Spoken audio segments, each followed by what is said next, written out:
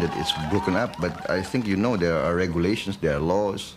I think even in Western Europe, to have a demonstration, you need permission, 2 days notice to the police, and there's a route that's agreed upon. I mean, you cannot just make a demonstration right in the middle of the center of a traffic junction. That's what happened, I think, in the occasion you mentioned.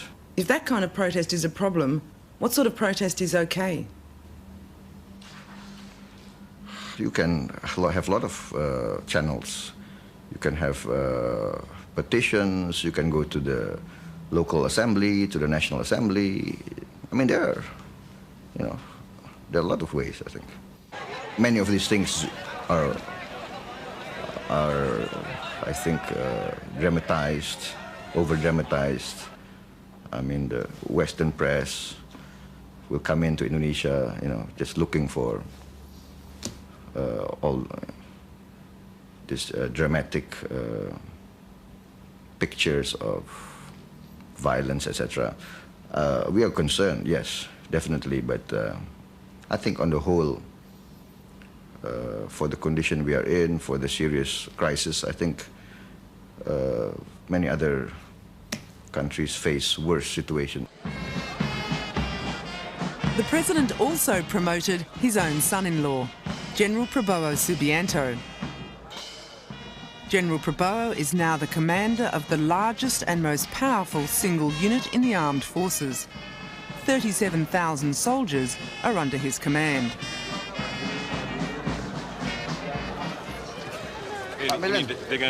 Dengan pangkat baru Pak, ya, harus menggambarkan. Everyone is keen to shake the General's hand and pass on their congratulations. But he's not without his enemies. General Prabowo's fast track up through the army ranks is widely resented. He's the youngest three-star general in the armed forces. I ask you this, I'm from South China Morning Post in Hong Kong. Is this a new generation for the military with Wiranto being appointed commander, sir? You can say that. It's I think a younger generation, but we've served on the average 28 years, so we're not that young, Prabowo paints himself as open to change. Is there any section within the armed forces who feel a growing sympathy for a more democratic system in Indonesia? I think the younger generation in the officer corps, I think, are more aware of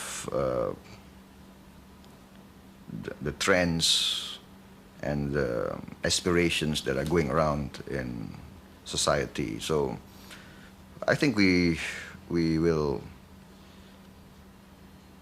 try to accommodate and try to be loyal to the aspirations of our people. Yeah, and I think there is room for more improvement in a lot of our institution building. If the situation does get worse, seriously worse in this country though, is there a point at which it would be better to change leadership? I think we have a mechanism, we have a constitutional system that we have carried out in history. I think we will maintain that system and that mechanism. Do you think that a people's power movement is possible in Indonesia in the coming months? What I think is that, well, you've been in Indonesia, you see, I think majority of the people, I think, still believes in the government and in the armed forces, I think. So I don't see a mass uprising against the government, mass uprising against the armed forces. Will you shoot them? I mean, it's not a black and white situation that you paint. We carry out dialogue. We meet them face to face. We discuss with them. We try to talk things out. But if they remain unconvinced, if they defy you? We are 200 million people. If they defy you, though? We are 200 million people. Who are they? We are a people's army. We will never go against our people. But if 1 million people turn out into the streets? If 1 million people turn out to the street, let us see. You've not... You see? You understand?